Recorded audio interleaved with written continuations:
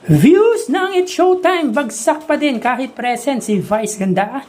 Yan ang pag-uusapan natin patungkol sa dalawang pananghaliang programa dito sa bansa, ang It's Showtime at ang Eat Bulaga. Pero bago yan at bago natin umpisa ng online viewership nila ngayong araw ay humiling ako na pakisubscribe ang aking YouTube channel. Pakilike and share na din po mga kaparokya para mas dumami pa po ang makapanood ng content natin. Maraming salamat po sa inyo mga kaparokya.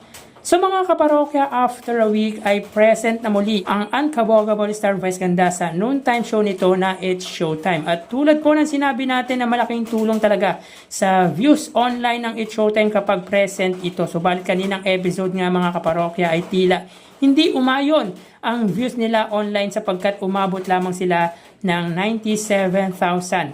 Yan po ang pinakamataas na views na naabot ng It's Showtime or yung main YouTube channel ng It's Showtime kaninang episode. Against po yan sa 173,000 highest views ng Eat Bulaga. So hindi pa din natin masasabing mataas ang views ng It's Showtime dahil hindi man lang sila umabot ng 100,000 views. But mga kaparokya, improving po ito dahil nitong these past weekdays ay hindi sila umabot man lang ng 90,000 views. Not bad, pero mga kaparokya, hindi pa din natin masasabing mataas dahil present po ang main host o yung mukha ng kanilang show na si Vice Ganda. At isa pa dito mga kaparokya ay Saturday edition, meaning mas maraming viewers kapag Sabado.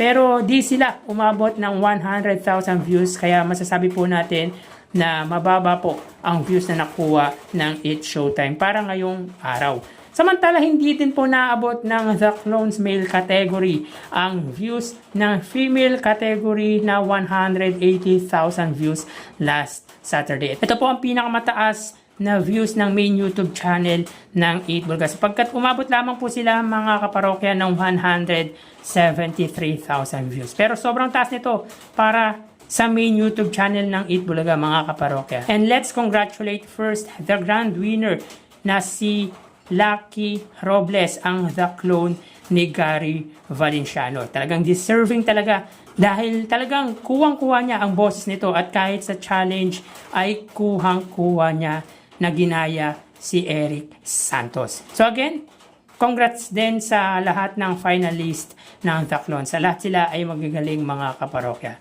So tara ating alamin ang online viewership ng dalawang bigating noontime shows. Para sa Eat Bulaga, under TVJ Facebook page na may 3.3 million followers at sa Showtime naman po na may 19 million followers. So sa oras na 1:23 PM ang Showtime po ay may segment na weekly finals po ng breaking news at escort of appeal. Samantalang ang Eat Bulaga naman po ay grand finals po ng The Clone. So dito ang It's Showtime ay may 4,700 viewers at ang Eat Bulaga naman po ay may 4,700 live viewers. So again, sa oras na 1:24 PM ang Showtime ay may 4,700 live viewers at ang Eat Bulaga naman po ay may 4,700 live viewers. So tie po sila pagdating sa Facebook Live. At nandiyan po si Vice Ganda ngayong araw po ng Sabado. Tignan po natin kung may improvement po ang views nila lalo na po sa kanilang main YouTube channel. So para naman po sa kanilang TV Network YouTube channel under GMA Network na may 39.5 million subscribers at para naman po sa Eat Bulaga under TV5 YouTube channel. So sa oras na 1:24 PM ang It's Showtime, sila po ay may 17,000 viewers under sa GMA Network. Samantalang ang Eat Bulaga under TV5 ay may 19,000 live viewers. So again, sa oras na 1:25 PM ang It's Showtime, sila po ay may 17,000 viewers under GMA. Ang Eat Bulaga naman po under TV5 ay may 19,000 live viewers. So pagdating sa TV Network YouTube channel mga kaparokya ay angat po ng 2,000 views ang TV5 against sa GMA Network. So mapunta naman po tayo sa main YouTube channel ng dalawang noontime shows. So unahin po natin ang It's Showtime under po sa kanilang main YouTube channel ABS-CBN It's Showtime na may 2.66 million subscribers at sa Eat Bulaga naman po under Eat Bulaga TVJ YouTube channel na may 1.57 million subscribers. So sa oras na 1:25 PM ang It's Showtime po sila ay may 85,000 viewers. Ang Eat Bulaga naman po sila ay may 164,000 live viewers. So again, sa oras na 1:25 PM. Ang It's Showtime po sila ay may 85,000 live viewers at ang Eat Bulaga naman po sila ay may 164,000 live viewers. So bali, ang total na nakuha ng dalawang noontime shows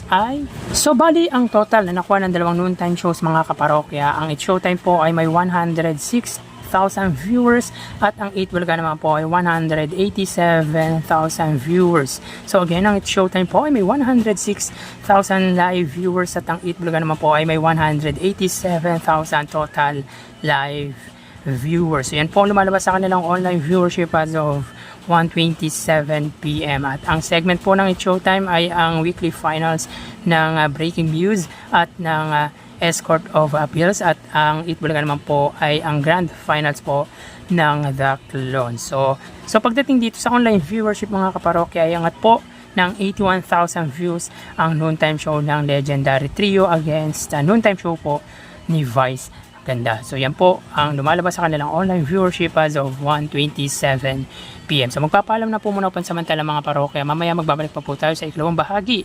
Again, mag-ingat po tayo. Thank you and God bless.